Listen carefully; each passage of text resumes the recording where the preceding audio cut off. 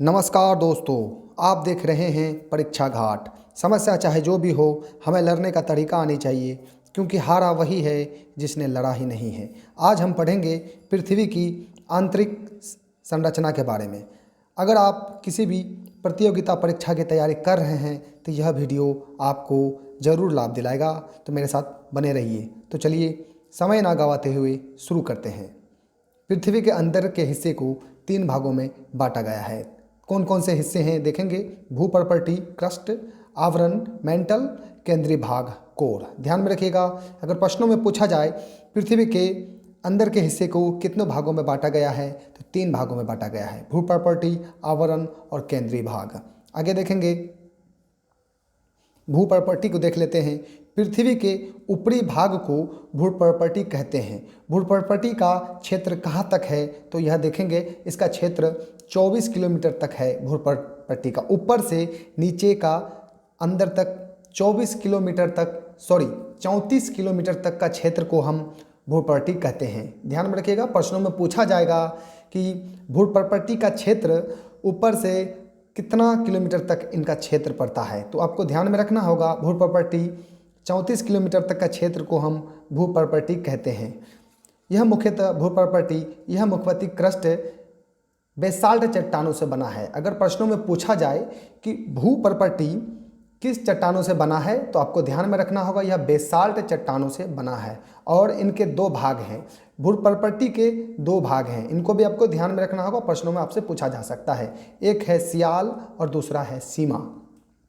सियाल क्षेत्र में सिलिकॉन और एल्यूमिना ज़्यादा होता है। ध्यान में रखिएगा, सियाल में सिलिकॉन और एल्यूमिना होता है और सीमा क्षेत्र में सिलिकॉन और मैग्नीशियम होती है। क्रस्ट भाग का ध्यान में रखिएगा, भूपर्पटी क्रस्ट भाग का औसतन घनत्व 2.7 ग्राम सेंटीमीटर है। ध्यान में रखिएगा, पृथ्वी के कुल आयतन का 0.5% भाग घेरे हुए हैं। तो भूपर्पटी पृथ्वी के कुल आयतन का 0.5% भाग घेरे हुए हैं। इनको भी आप ध्यान में रखिएगा। आगे देखेंगे, भूपटल की संरचना सामग्री वजन के अनुसार सबसे अधिक ऑक्सीजन है जो 46.60% है। दूसरे स्थान पर सिलिकॉन है जो 27.72% है। तीसरे स्थान पर एल्यूमिनियम है जो 8.13% है। चौथे स्थान पर लोहा है जो 5% है।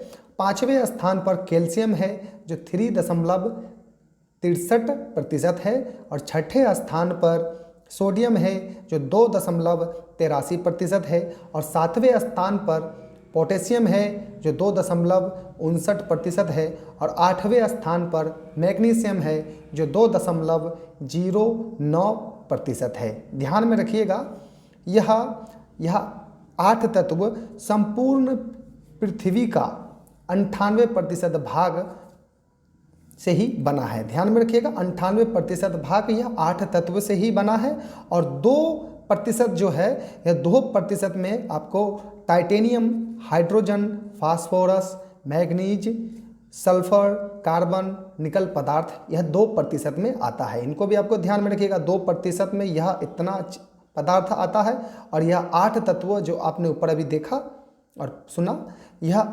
98% यह 8 तत्व से ही पृथ्वी का बना है। आपको ध्यान में रखना होगा। चलिए आगे देखेंगे, मेंटल 2900 किलोमीटर मोटा यह क्षेत्र मुख्यतः बेसाल्ट पत्थरों के समूह की चट्टानों से बना है। मेंटल इस हिस्से में मैग्मा चैम्बर पाया जाता है। अगर आपसे प्रश्नों में पूछा जाएगा पृथ्वी कि किस भाग में मैग्मा चैम्बर पाया जाता है, कहाँ पाया जाता है, तो मेंटल में पाया जाता है, मैग्मा चैम्बर पाया जाता है और यह 3 से 5.5 ग्राम सेंटीमीटर तक का यह क्षेत्र है। इनको भी आपको ध्यान में रखना होगा। पृथ्वी के कुल आयतन का 83% भाग घेरे हुए हैं यह मेंटल। प्रश्नों में पूछा जाएगा कि मेंटल कितना आयतन पृथ्वी का घेरे हुए हैं, प्रतिशत में अगर पूछा जाए तो 83% भाग यह घेरे हुए हैं मेंटल। इसको भी आप ध्यान में रखिएगा। चलिए आगे देखेंगे, कोनराड असंबद्धता ऊपरी क्रस्ट एवं निचले क्रस्ट के बीच सीमा क्षेत्र को कोनराड असंबद्धता कहते हैं। प्रश्नों में पूछा जाएगा आपसे कोनराड असंबद्धता किसे कहते हैं, तो यह ऊपरी क्रस्ट और निचले क्रस्ट के बीच के जो सीमा क्षेत्र हैं इनको हम कोनराड असंबद्धता कहते हैं। ध्यान में रखिएगा। आगे देखेंगे मोहोविसिक डिसकंटिन्यूटी। मोहोविसिक डिसकंटिन्यूटी क्या है और किसे कहते हैं, तो यह क्रस्ट और मेंटल के बीच के क्षेत्र को ही हम कहते हैं मोहोविसिक डिसकंटिन्यूटी कहते हैं। क्रस्ट और मेंटल के बीच के क्षेत्र को हम क्या कहते हैं, मोहोविसिक डिसकंटिन्यूटी कहते हैं। इनको भी ध्यान में रखिएगा, प्रश्नों में आपसे पूछा जाएगा। आगे है रेपेटी असंबद्धता किसे कहते हैं। ऊपरी मेंटल और निचले क्षेत्र के सीमा क्षेत्र को हम रेपेटी असंबद्धता इनको कहते हैं। आगे देखेंगे गुटेनबर्ग विसार्ट असंबद्धता। गुटेनबर्ग विसार्ट असंबद्धता ये क्या है और किसे कहते हैं। निचले मेंटल और ऊपरी क्रोट के सीमा क्षेत्र को हम गुटेनबर्ग विसार्ट असंबद्धता कहते हैं। इनको भी ध्यान में रखिएगा, बहुत ही इंपॉर्टेंट है। आगे देखेंगे लेहमैन असंबद्धता क्या है। बाह्य क्रोड और आंतरिक क्रोड के सीमा क्षेत्र को हम लेहमैन असंबद्धता कहते हैं।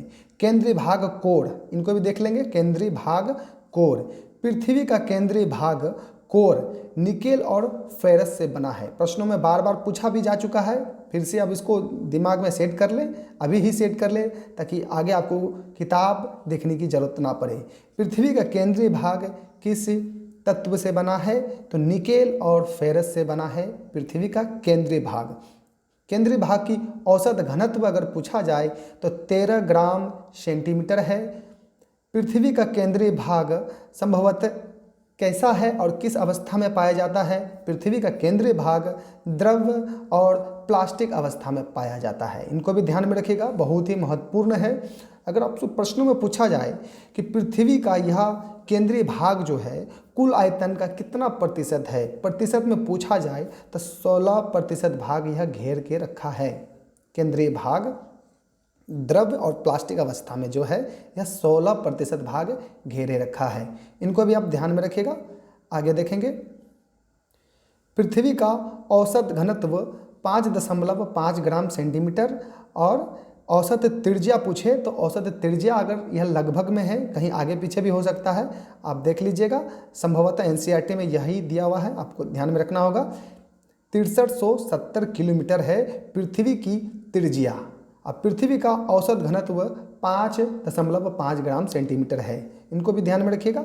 आगे देखेंगे पृथ्वी के नीचे जाने पर प्रति 32 मीटर की गहराई पर तापमान 1 डिग्री सेल्सियस बढ़ जाता है। इनको भी ध्यान में रखिएगा, बहुत ही महत्वपूर्ण है। पृथ्वी के प्रति 32 मीटर की नीचे की गहराई पर जाने पर हमें 1 डिग्री सेंटीग्रेड तापमान बढ़ता नजर आता है। ध्यान में रखिएगा। आगे देखेंगे पृथ्वी के स्थलीय क्षेत्र पर सबसे नीचा क्षेत्र जॉर्डन में मृत सागर के आसपास से क्षेत्र है। तो यह मृत सागर और जॉर्डन कहाँ है, तो यह समुद्र तल से औसतन 400 मीटर हमें नीचा जाना होगा। समुद्र से 400 मीटर हमें नीचा जाना होगा, वहीं हमें जॉर्डन और मृत सागर मिलेंगे। आगे देखेंगे सबसे पहले पाइथागोरस ने बताया पृथ्वी गोल है। ध्यान में रखिएगा, सबसे पहले पाइथागोरस ने ही बताया था कि पृथ्वी गोल है और यह आकाश में स्वतंत्र रूप से लटकी हुई है। पाइथागोरस ने बताया कि पृथ्वी आकाश में स्वतंत्र रूप से लटकी हुई है। और सर आइजक न्यूटन ने साबित किया पृथ्वी नारंगी के समान है। किसने कहा पृथ्वी नारंगी के समान है, तो सर आइजक न्यूटन ने कहा था। ध्यान में रखिएगा। आगे देखेंगे जेम्स जीन ने इसे नारंगी के बजाय नाशपाती के समान बताया। तो नाशपाती के समान किसने बताया, तो जेम्स जीन ने बताया पृथ्वी नाशपाती के समान है। ध्यान में रखिएगा।